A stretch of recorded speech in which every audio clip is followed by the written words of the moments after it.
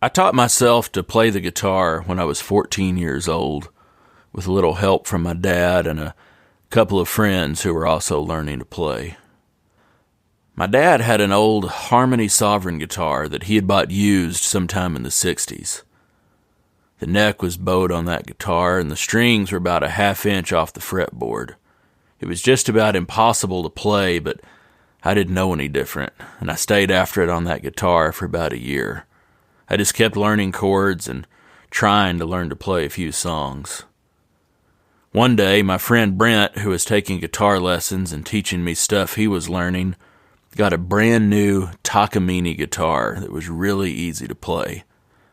I played that Takamine guitar, and I couldn't believe how good I sounded on a guitar with low action. Not long after that, I went to Wild Bill's pawn shop in Abilene, Texas with my dad and bought a used Yamaha guitar that was pretty easy to play and had a nice sound. I went through several guitars over the years, but that Harmony Sovereign guitar was still around. Every now and then I'd ask a luthier if it could be repaired and be made playable again, but everyone just said it was not worth what it would cost to fix it. One guy told me it would make a nice wall hanger. Finally, I discovered Scott Baxendale and read about the Baxendale conversions he was doing on old Harmony guitars.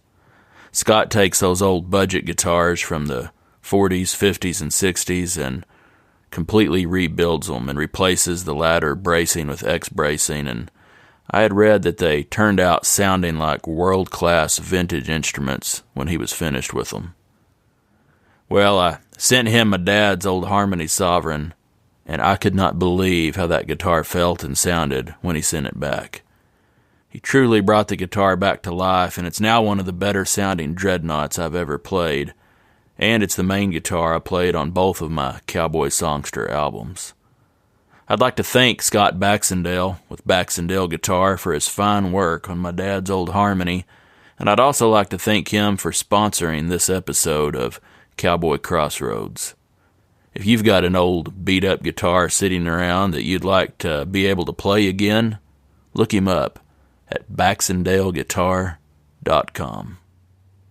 To go along with that story, I'd like to read the lyrics to a song written by my good friend Andy Wilkinson. Andy wrote this song about a 12-string harmony guitar that belonged to his brother. It's entitled, My Brother's Harmony. It'd been a spell since we had talked when my old friend called up to meet down at the coffee shop for a visit and a cup. We'd shook and howdied, that was all, before he smiled at me and asked if I could still recall my brother's harmony. Here's your brother's harmony. 30 years dropped like a rock at mention of the brand. A pawn shop, 12-string, flat-top box that graced my brother's hand. A flood of memories, the cost of fate and tragedy. For when he died, I swore I'd lost my brother's harmony. Lost my brother's harmony. And all that time I'd feared it gone, not knowing where it was. It had been here, all along, in my old friend's garage. All those dark and dusty years, waiting patiently until my heart came right to hear my brother's harmony. Hear my brother's harmony. Tonight I play out on this stage his harmony guitar, singing songs to make my wage and wondering how far a man can claim to walk alone. How self-made can he be when every song he sings puts on his brother's harmony, wears his brother's harmony. And if at times we fear it gone, not knowing where it hides, we'll find it's been here all along, stored down deep inside. All those dusty, darkened years, waiting patiently until our hearts are ripe to hear our brother's harmony. Hear our brother's harmony.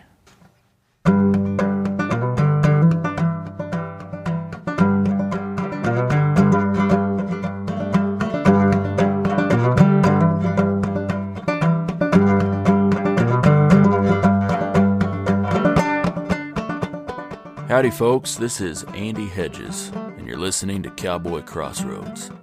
On each episode, I interview a different guest and ask them to share stories and discuss music, poetry, and culture from the working cowboy West and beyond.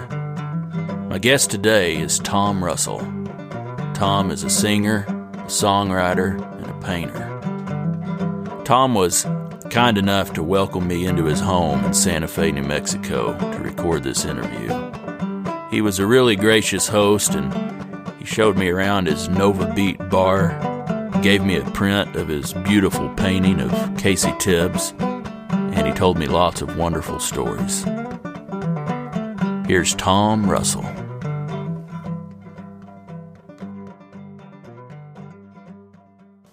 I had moved from California in my first marriage to New York. I had met some people that showed me a house on the Atlantic Ocean I could get rent real cheap, and I was in a group called Hardin and Russell, a lady called Patricia Hardin from Texas who played great classical piano, and we did 2 records in the mid-'70s. And I had written a few things, and those records did okay. Rolling Stone reviewed the first one, Ring of Bone, and second one was called Wax Museum. And we moved from Austin, Texas, where we were centered for a while, to San Francisco, where we got to work quite a bit, put a band together. And we had a deal almost on Vanguard Records, a famous folk label, and it fell apart. And it kind of devastated us for a while. We were young kids in the business then. So we parted ways, and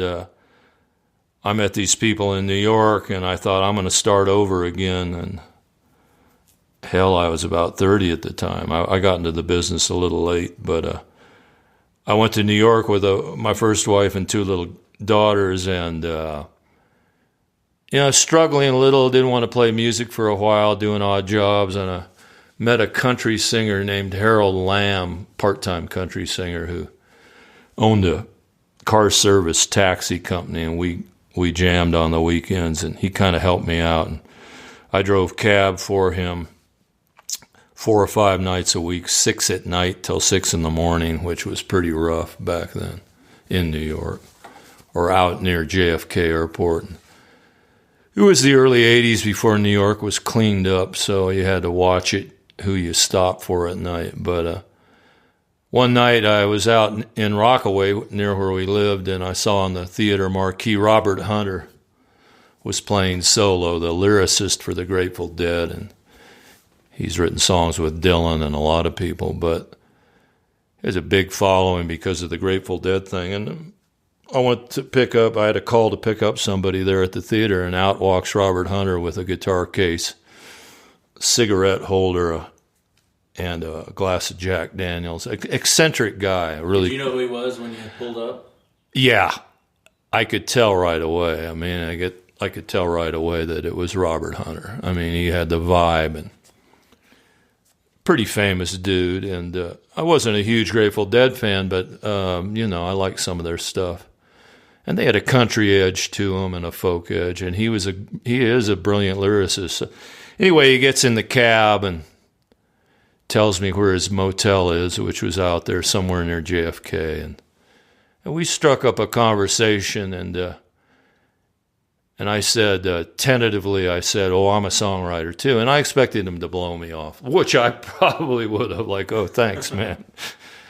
But he didn't. It was amazing, and this whole adventure turned my life around, but within about 30 or 40 minutes. But he didn't say, yeah, sure, kid. He goes, okay, sing me one of your songs. And I had written Gallo del Cielo a couple of years before, in 78, 79, the first big song I wrote, and as far as reaction and covers and stuff like this, and a 7-minute song about cockfighting, and everybody was amazed. They're like, where did you get this? And I wrote it in a garage in Mountain View, California. I really didn't know where it came from, except hearing Pancho Villa's stories down in Mexico and listening to El Paso by Marty Robbins, just long story songs. And it came out one day, and I thought, man, when Tyson right away when I sent it to him in the 70s. He said, great song. If I ever get a record deal again, I'll cut it.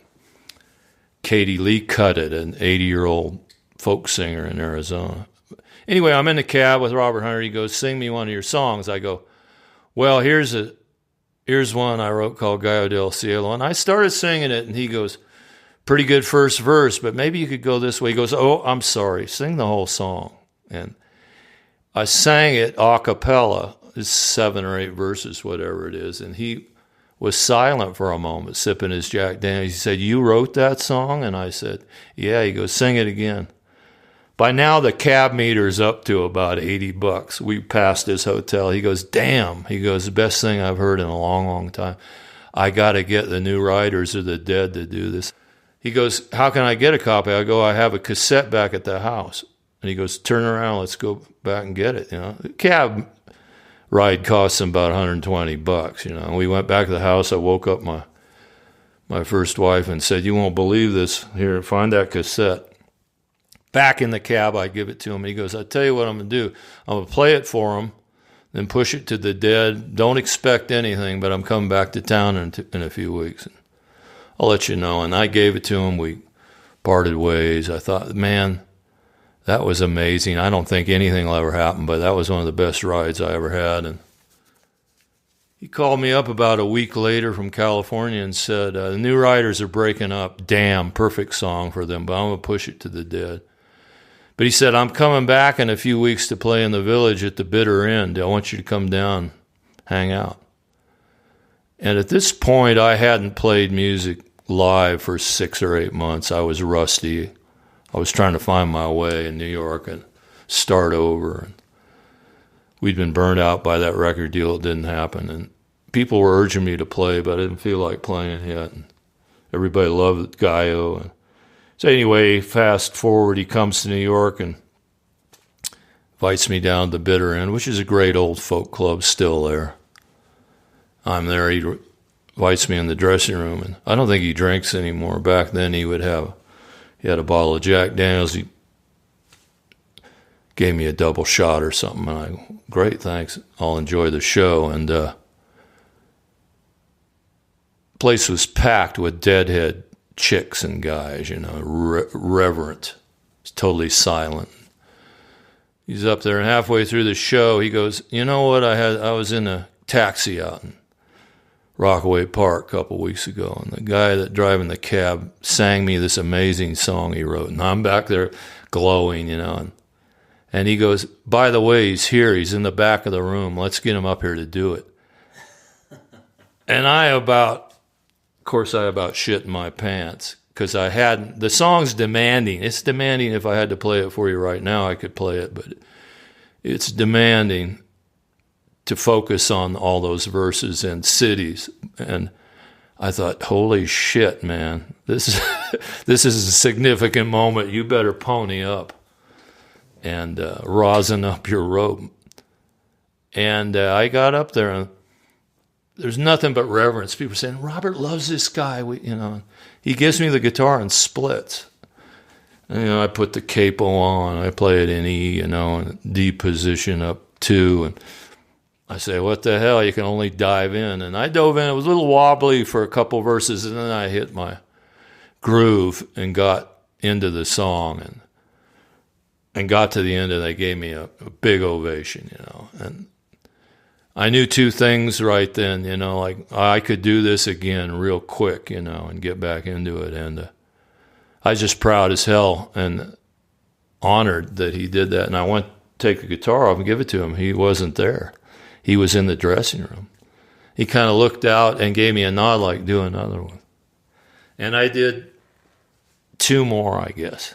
Do you remember what songs you played? No, I had written a song called Crop Duster, about a crop dusting airplane story my brother told about a guy that would come over with his airplane, scatter my brother's horses in San Luis Obispo, and my brother was going to shoot him out of the air one time. And another one might have sung Zane Grey, another horse song that I wrote about an old rental horse in L.A. Went over great. And I suddenly at that moment knew I was back in the music business.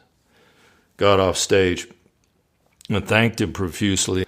And he said, I'm coming back to New York in a month to the Lone Star Cafe, and I want you to open. Couldn't believe it. Nobody to this day have I ever met in this business would have done anything like that. To say, hey, here's a guitar, get up there, you're opening for me. And you know what? I've never seen, physically, we've never seen each other again since that day, in those days in the early 80s. But we've corresponded. He's told interviewers, yeah, the story's right. And Tom says it right, and he's a real private guy. But he did go to England about a month after that and sang it to 10,000 people at the Glastonbury Festival. And years later, somebody sent me a cassette, and he's out there. He goes, here's a song, I didn't write it. It was written by a guy. I met him in a cab in New York. It's Tom Russell. I said, I didn't write this. This is a Tom Russell song. And he goes into it. He flutters on a few lines, but it's pretty good. I've always wanted to put it out, but I don't want to disrespect him. But it was an amazing turnaround story in my life. And that song, I talk about it in my songbook, 120 Songs of Tom Russell. It just never went away. It always had weird impact on people. And Dylan evidently loves the song, and I haven't met him in a long time. Met him when I was a kid a few times, but he has an office in New York, and somebody who works in the office says he comes in, and that's one of the songs he listens to. And Springsteen's sax player that died a few years ago that wrote the book, black guy, Clarence Clemens, talks about Gallo del Cielo and Dylan telling him about Gallo del Cielo, hearing Joe Ely sing it.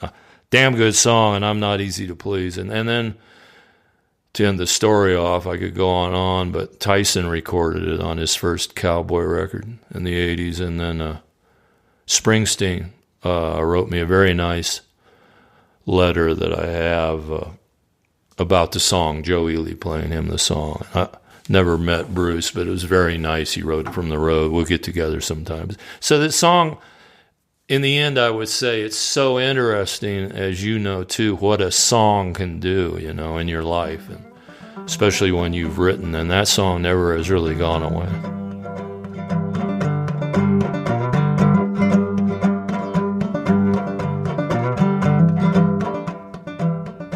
I first heard of Tom Russell from songs that he had co-written with Ian Tyson, songs like Navajo Rug and Claude Dallas.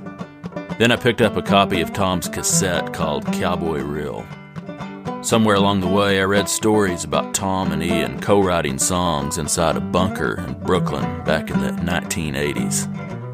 I asked Tom to tell me about those early days of writing songs with Ian Tyson and how he came to start writing and recording cowboy material. Tyson and I began corresponding in the 70s. He was out of a record deal. I told him I was a fan. And he had almost given up music. He was cowboying out west. Neil Young recorded Four Strong Winds, so Ian was able to buy a ranch and kind of start over with that idea of doing cowboy songs. And on his first cowboy record, Old Corrals and Sagebrush, he did Gallo del Cielo, one of the only non-traditional songs on the record. So we had a correspondence, and he wanted to do a record together with me, Tim Williams, who's a great Canadian guitar player, and Richard Dobson, who lives in Switzerland now, just to do put original songs on it and give it to publishers. And we were talking this and that. It never happened. So he came to New York in must have been 85 or 86. By that time, I was playing music on the road. I was even going to Norway, and I had a band, and it was the Urban Cowboy days. I had a really good band, and playing all over the East Coast and Europe. And he had my first marriage had broken up amicably, and I lived in a storefront in Brooklyn because it was cheap, and you just close the door and leave for a month if you wanted to. It was boarded over, and I had a bunk bed up there and a writing desk, and I dug it. Actually, it was the old New York. I was writing a lot of stuff and writing for magazines, and I was a real bohemian thing. And Tyson came to town to do a private party for some rich guy, cutting horse guy, and he said, come on down. And then he played the bitter end, too, as I remember.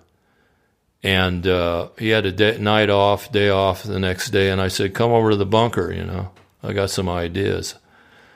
And he said, okay, you got any red wine? I go, yeah, I'll get a couple bottles. And he takes the cab over. Of course, he is a pretty citified guy in a way that he lived in New York during the 60s and this and that. But I lived in a pretty rough neighborhood. It's gentrified now, Park Slope. But back then it was pretty mixed and rough, Puerto Rican, black, white. We were all mixed together, scuffling away. And he got off a couple blocks from my bunker and in the wrong direction and called me from a payphone, like, where the hell are you, man? They're circling me with knives or something, exaggerating. But I went and got him because he had his cowboy hat on and boots.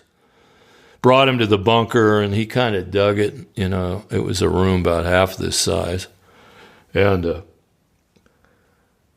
we played songs and drank wine and told stories. And back in the time when people did that, whether you were Guy Clark or Townes or, I was just getting into that. I had missed all that in the 60s and 70s, 1969, I was in West Africa teaching sociology. I had to get into the game a little later, so I missed that kind of folk thing and swapping songs. And so we did that, and he sang the castration of the Strawberry Roan, the whole 20 bloody verses that were pretty obscene, and we had a good time. And I told him about this idea I had for a song, Navajo Rug, about a couple making love on an old Navajo rug, and blah, blah, blah. I had a few verses, and he said, that's a damn good idea.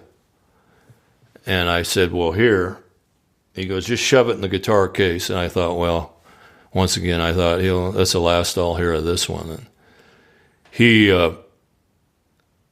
I got him a taxi back to New York, and he called me up about a week later and said, I think he was in a Super 8 motel in Fort Worth. He goes, I finished that song. It's a damn hit. He goes, I wrote the chorus, and he wrote most of the melody, two-step melody.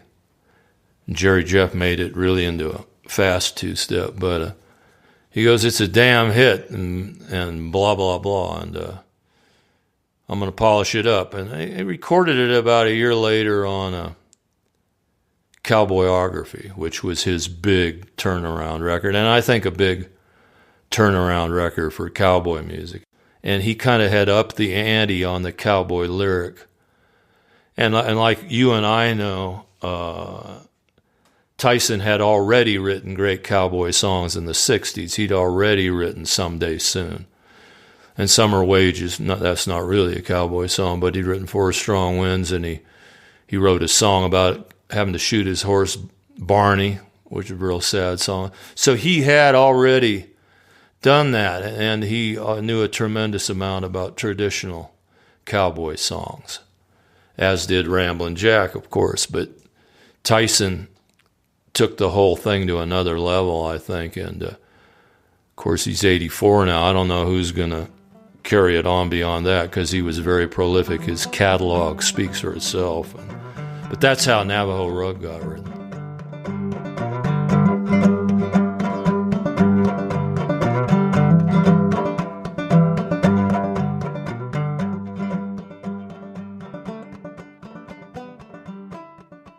But I've never really been a mainline game player, whether it's in the cowboy movement or the folk movement or Nashville. I could never really play the game there, or L.A. I mean, I tried a few times.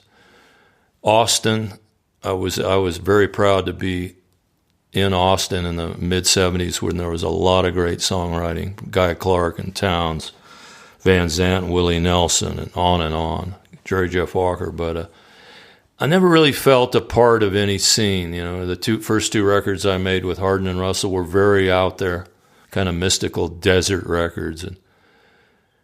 But as far as the cowboy thing, and I've never been, I'm not in a way like Tyson or Don or anything. That's not my whole thing, although I respect it tremendously. I was raised in L.A., Inglewood, around a horse scene, on the backside of the Hollywood Park racetrack, which is gone now. So we were into horse racing. My brother, the minute he got on a horse or was hot walking horses, he was a cowboy.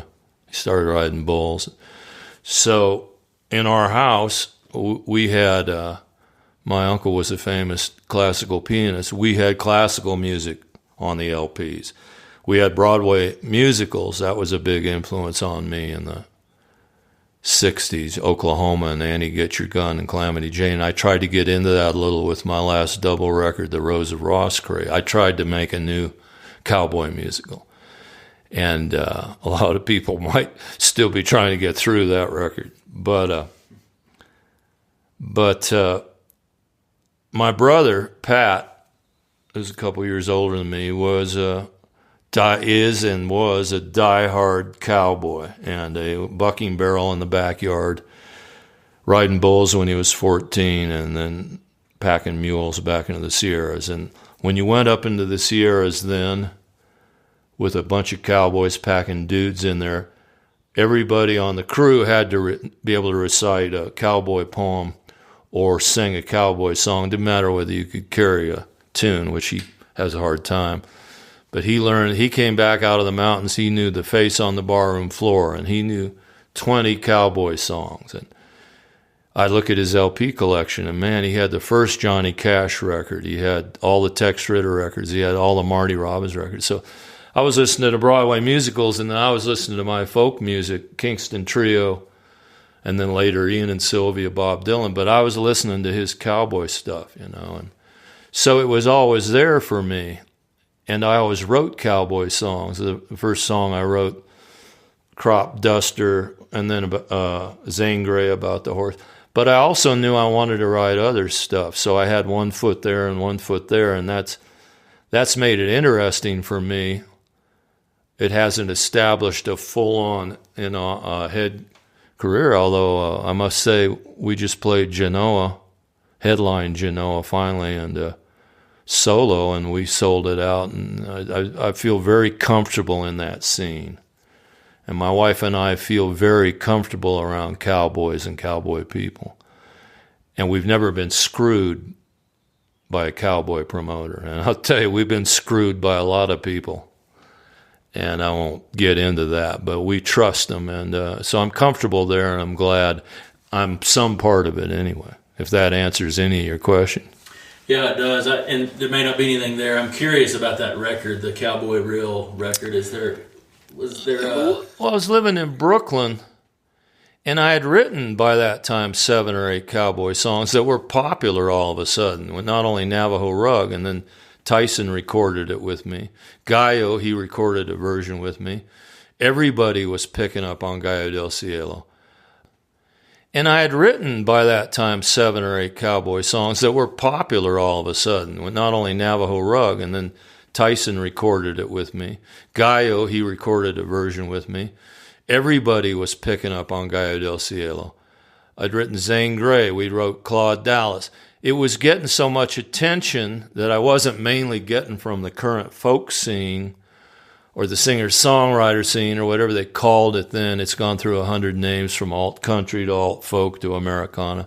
But I was getting attention from cowboy people. And, okay, let's make a cowboy record. Called it Cowboy Reel, even though I was living in Brooklyn. And it was recorded in a little guy named Hank Bones had a studio up in his apartment overlooking Prospect Park there, and we cut it there. And I was doing a lot of cowboy songs. And the other thing that was going on in the 80s and 90s, early 90s, was the tremendous influence of the urban cowboy thing. When that Travolta picture hit, suddenly bars, even in Manhattan, had to have mechanical bulls.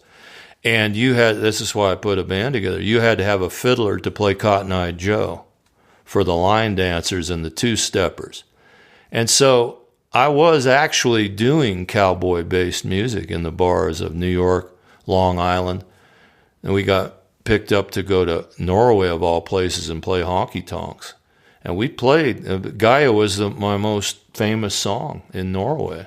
So we were playing cowboy music. I was telling this to Mike Beck the other day, because Mike Beck goes to Norway a lot as a horse, in the horse business, but they're into cowboy music. Germans are into the West big time. I wrote about that in my book, because Buffalo Bill went over there 100 years ago and took the cowboys and Indians. But they're, in a lot of ways, Europeans know more about the West, the geography of the West, the history of the West, than a lot of Americans do. And when they come to the U.S., they go to all the state parks and they go to the rodeos and they do this and that, and they love the music. So I've always done cowboy songs over there. And I think that's where Cowboy Reel came from. And I was doing it on stage. And I guess even though I had a beard, I always wore a cowboy hat. I guess people assumed I was a cowboy. And I sort of see myself more like Ramblin' Jack. I'm not a working cowboy, but I respect the tradition. I would never, one of the first times I went to Elko, man, I mean, some of those guys scared me. Some of those old Texas poets, they could smell horse shit a mile away, and you didn't.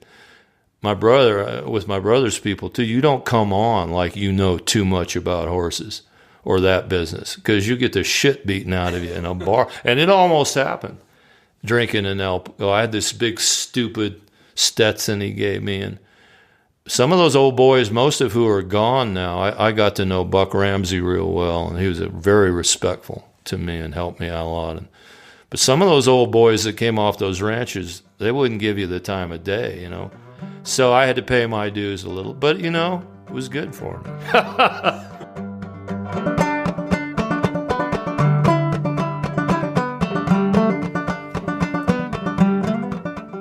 Tom Russell got his start in the song trade, playing in rough bars on Skid Row in Vancouver, Canada.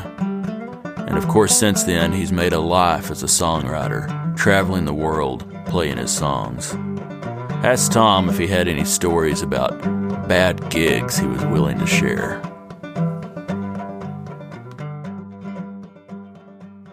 Bad gigs? Man, tell you about the strip clubs, basically. I mean, 6 at night till 2 in the morning, 8 sets, and backing up topless dancers, sword swallowers, 300-pound female impersonator. Oh, God, lots of violence. There were nights when I couldn't I had a VW bus. I couldn't pull it out of the back of the parking lot. And one of the most deadly alleys in the world, because there were bodies behind the wheel, not necessarily dead bodies, but drunks that they'd rolled and threw in the alley. So they were just bodies behind the car. You had to get the bouncer to come out and pull them out. And that alley, which is on East Hastings Street in Vancouver, Tyson came out of those bars. I came out of those bars 10 years, 15 years after him, is still the most notoriously dangerous place in North America. My road manager made the mistake of parking the van there a year or two ago, and I lost my war bag with some of my boots in it and stuff. I have a funny story to tell about boots, but in Reno that happened recently. But it was rough, and there were a lot of bodies back there, and the cops came in one night and said there's 8 felonies committed every night in this bar. You got to get it together. People getting ripped off. But I don't know, one good one was we backed up a black guy, a big muscly black guy named Onyx, and his trip was he had a boa constrictor in a bag. These were Native American bars, and the owner, this sleazy guy named Marty, knew Indians didn't really like big snakes, this particular. So he hires the guy. And the whole act is play a drum solo, and he comes out and he puts the bag on the floor at the strip club, and everybody knows there's a snake in there. It's just like they're waiting for something to happen. We're playing Creedence Clearwater or something, and he's running around scaring people. finally, the end of the show is he pulls the bag out, and the Indians are going nuts, and he's running around the room, scaring the shit out of everybody, and we're playing drum solos. And then he puts, at the end of the act, he puts the snake's head in his mouth. And the Indians are just they're either getting totally drunk or leaving the club, and everybody's screaming. Well, we followed him up to the next club because he liked the way we played behind him. He's a pretty good guy, but kind of messed up. But his name was Onyx, and played a bigger club with him. And first set, he kept the snake's head in his mouth too long, and he kills the snake. And we could see it. The snake just goes, wah. And he goes back to the dressing room. He's crying. And Marty, the sleazy club owner, comes in with a cigar. Goes, "The show must go on, Onyx. Come on, do something." So we have to go out and do 2 more shows with a dead snake. And I guess the people didn't know any different. And, oh man, there's a million stories like that. But we left him there at that club, and Marty put us back down on Skid Row. He would move the bands around. The night after we left, some kind of love triangle went on with Onyx. I don't know what it is. But they were doing his snake act, and a guy that was associated with Onyx came in with a Luger or something. And at the height of his show, this guy blew away another guy right in front of him, and it was, I still have the headlines. Snake act brings big murder. So this stuff, I mean, you couldn't make some of this stuff up. But I can think of a ton of things like that, I mean, the boot thing is funny because it just happened. I did 2 pretty sold-out shows at the Reno Art Museum a couple months ago. And it was a Maynard Dixon retrospective, the painter Maynard Dixon. And the first night, it held about 400 people. First night at the museum, 2 nights in a row. It was the patrons who'd paid a lot of money to see the show and then see Tom Russell do a show, and I was solo. And they were saying, a lot of these people now, they're going to be drunk, and the rich drunk people, and they might not have heard of you. And I said, don't worry. If nobody listens, I'm okay. I was getting paid pretty good.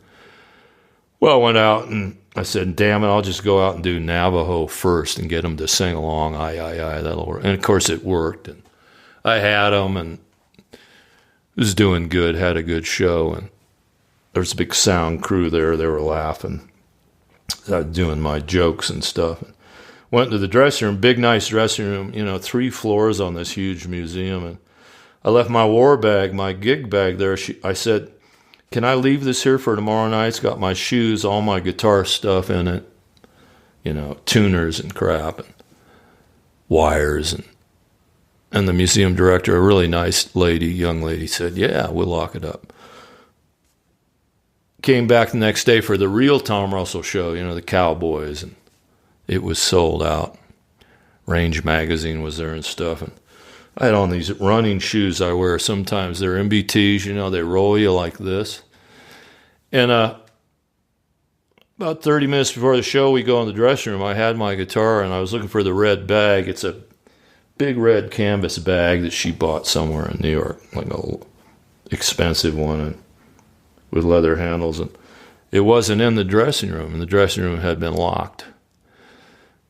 I told the director comes up, and I go, the bag isn't here, for my stuff. And she goes, maybe we took it downstairs, security locked it up. And 20 minutes before the show, I go, I can't go on in these tennis running shoes, they'll laugh me off stage. So she goes, no, we'll have it somewhere. 10 minutes later, she comes back up and says, we don't have the bag, but we went through the surveillance videos last night. She goes, at midnight, we got somebody walking out with your bag. And she has that frame on her iPhone. And she puts the iPhone up, and I go, big guy in a cowboy hat, and my vision isn't that good. And Nadine looks at it, she goes, that's you. And I go, what? And we both said, I don't remember taking that bag out here. Of course, there had been a little whiskey involved. But Nadine even said, I don't remember us taking that bag out. We talked about leaving it here. I go, it's got to be in the rental car. Then we put it in the rental car. It's in the trunk. Well, we went outside 10 minutes to showtime. Not in the rental car. She goes, I think we did. We were really tired and wiped out. We did take the room. You shoved it under your suitcase. We're staying at a big casino downtown Reno that I like. I can't remember the name of it, but really nice place. I like their steakhouse. And 20 minutes away, though. So I said, hell, let's call the concierge. And the museum director is saying, yeah, have him bring it, and I'll bring it up to you on stage. And I get the guy finally. I go into room 1115 in the fourth tower, and if you can bring me that red bag, he goes, maybe. I go, I'll give you $50 if you can get me that red bag here in 15 minutes. It's in there. It's under the thing. And he goes, okay, we'll do it, sir. You're a good customer, Mr. Russell, and blah, blah, blah. Okay, it's counting down to showtime, and I went out finally, said, I got to go on stage. And I looked down the stairwell. Coming up the stairs is the director of the museum with a red bag, and I look at Nadine and I go, here she comes, only that ain't my red bag. And Nadine looks and she gets up top of the stairs and she goes, that's not Tom's bag. That's not our bag. It had it was a red shopping bag with expensive champagne and jewelry. I mean, a lot of stuff in it. I go, that didn't come out of our room. And so now everybody's in trouble. Laws have been broken. I go, don't give that guy $50. He went into the wrong room. And she goes, I won't, blah, blah. He went downstairs, blah, blah, blah. She calls, and I go, shit, I got to go on stage. Well, by now it's so absurd. I go on stage in these absurd gray running shoes going like this. I got to tell the Cowboys and everybody the story so far, not these. Okay. The story so far, and everybody's just going nuts. And I go, what? I'm doing it as a talking blues, which I still do occasionally because I still tell the story. And finally, I just start the show, and halfway through the set, coming up the middle of the aisle is the museum director with the correct bag. So the guy went back, and they had the whole staff of the hotel, got the wrong bag back into the wrong room without anybody ever finding out, because that would have been a big deal. Went up to the right room, got my bag, brought it back. Everybody shouting, put on the boots. And second set, I put the right boots on and told the story. And going out of the gig that night, a cop pulls up to me, and he says, your name Tom Russell? I go, yeah. He goes, you're the guy who ripped off your own boots. So that was the boot story. I just thought it was a funny one. But, man, I could dream you up with a million bad gig stories. And I love them all.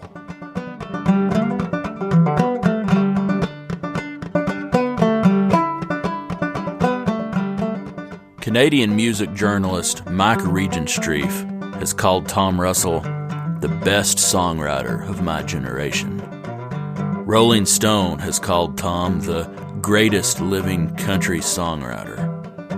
Tom's songs have been recorded by the likes of Ian Tyson, Ramblin' Jack Elliott, Nancy Griffith, Iris DeMent, and Johnny Cash. In this next segment, Tom talks about the advice he would give to aspiring songwriters. Well, that's real hard because, Tyson and I did a workshop at Elko years ago, and it's on DVD called Mono a Mono. And I didn't really want to do it, and he didn't, because we both knew deep down songwriters aren't going to come out of a songwriting workshop, no more than writers are going to come out of the American university system at this point.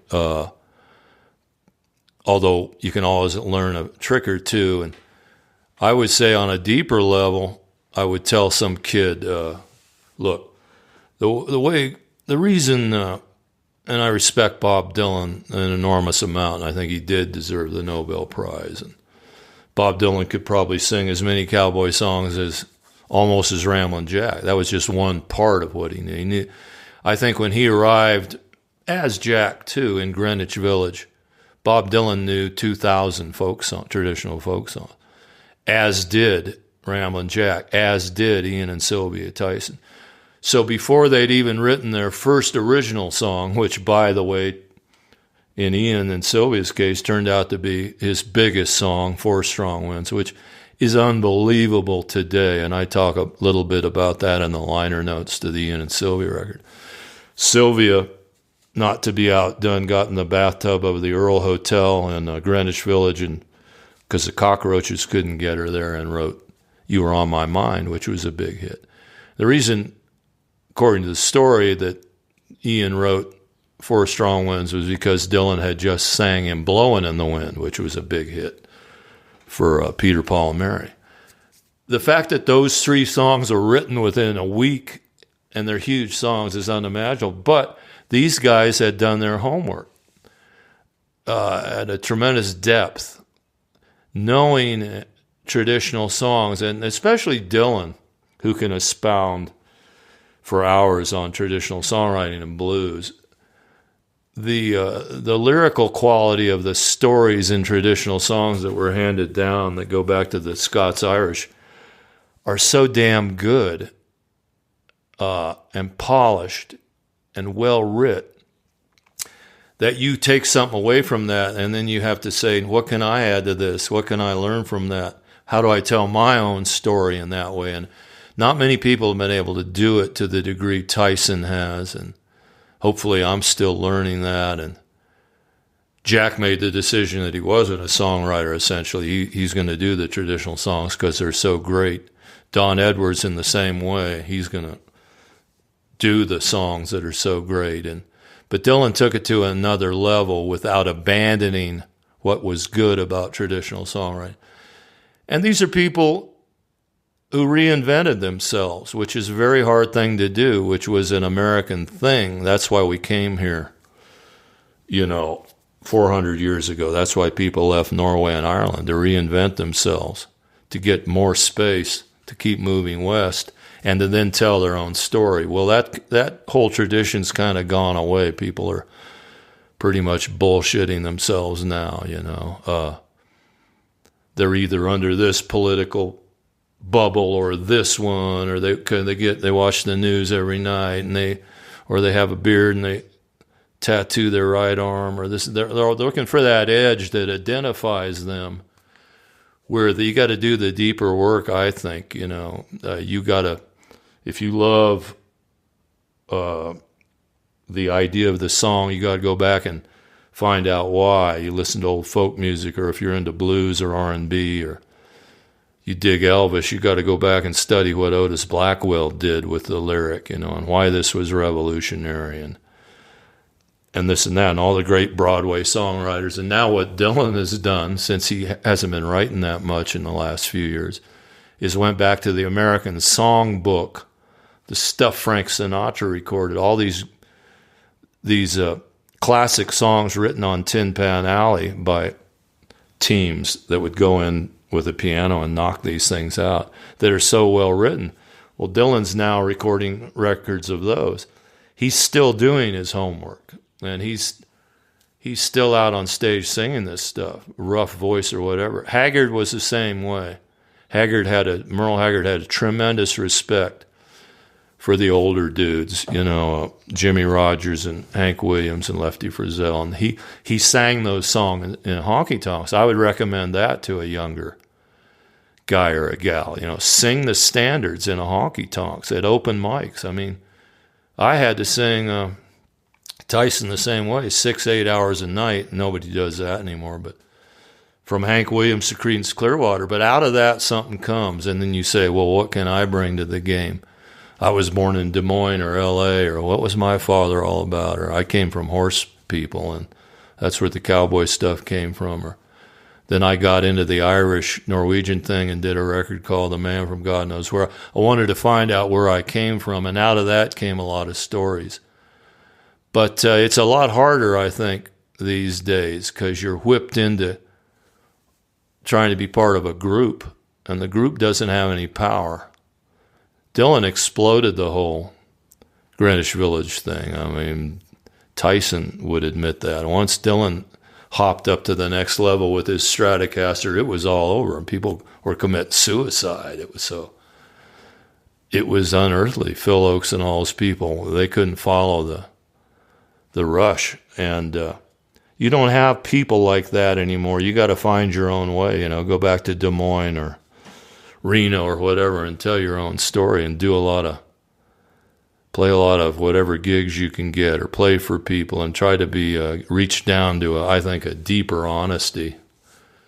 Years ago, Sylvia Tyson and I did a book called And Then I Wrote, and it had nothing to do with telling people how to write a song. It was just a bunch of quotes, 5,000 quotes from Townes and Dylan, just about what it's like trying to be a songwriter. And we try to get that back out. But it's hard. I wouldn't ever anymore do a songwriting workshop because I think it's kind of a rip-off, me but I can say what I just said, live with the old folk songs or do what you do. I think that's tremendous, to do podcasts about traditional music. And why are those songs so great? Like the Strawberry Roan or, Rambler Gambler. Man, who could write stuff like that? And I'm still singing those songs, and so is Tyson and Jack. And Haggard would go back and sing traditional songs on occasion and build on that. Anyway, this is called I'll Never Leave These Old Horses. It's on the record I got coming out in September. The record, thinking of just calling the record folk music and being blunt about it, but this is one I wrote for Ian Tyson. He comes down occasionally to Santa Fe because it's warmer here, and he's friends with us and Kurt Marcus, the photographer. And we sometimes ask him why he just doesn't get a place down here, a couple acres, and we can have a horse or two. Because some of those winters up in Alberta are brutal. And he's not married anymore, and he's up there alone, 84, on this ranch. And we kind of feel like he might be better off down here. But so I told him that a few months ago, and I think what he said was, I can't leave those old animals up there alone. He had 3 or 4 old longhorn steers. One of them just died, and 3 or 4 head of horses. They're all pretty old, but he's going to wait till they die till he'd sell the place. So that was the gist of it. So the song's called I'll Never Leave These Old Horses. Goodbye, old pain, I'm a leaving shine. Goodbye, old pain, I'm a leaving shine. Well, it's 10 below zero, and he's 40 miles outside of town. On a ranch with 3 old longhorns, about to give up the ghost and lay down.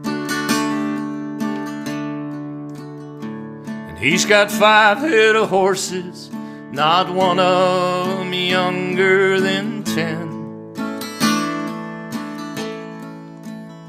Said if I sold the place and left him, I wouldn't be much of a man.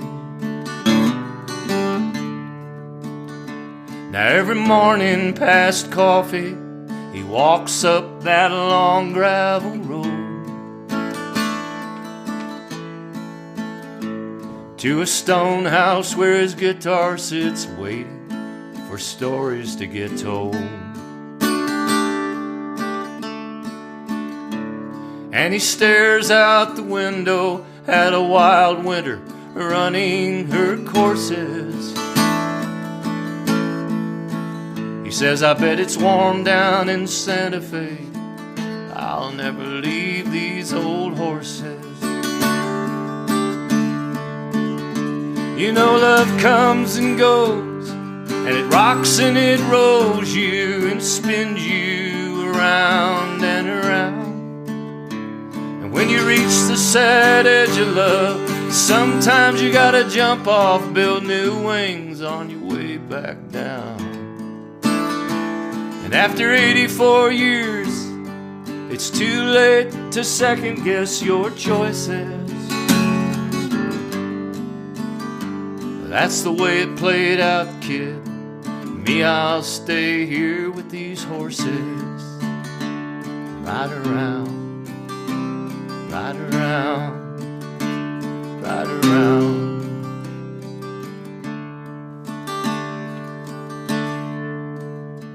Now the Santa Fe sundown sheds a warm red mystical light.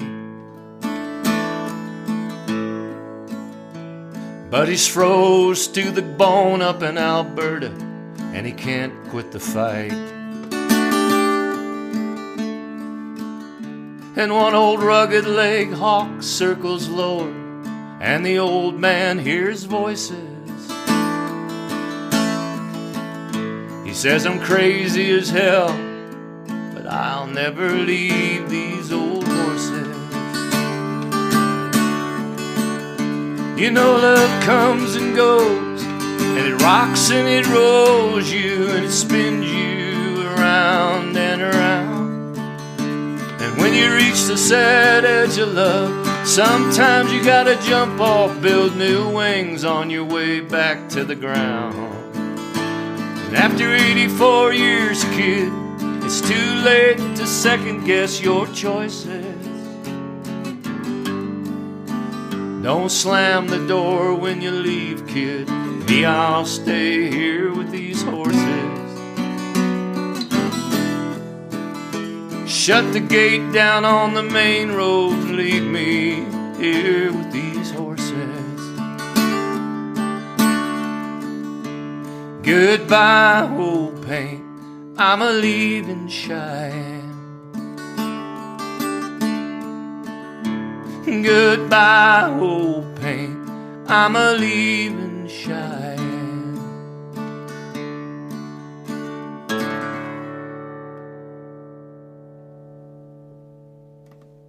I love it. Thank you. Thanks, man. Thanks for taking the time to do this and invite me into your place. Appreciate it. Yeah. Yeah, we wouldn't let a lot of people in here. But I told Nadine, Andy looks like a straight, pretty straight guy, a cowboy guy. I'm glad I passed muster. You did, man, but we checked you out.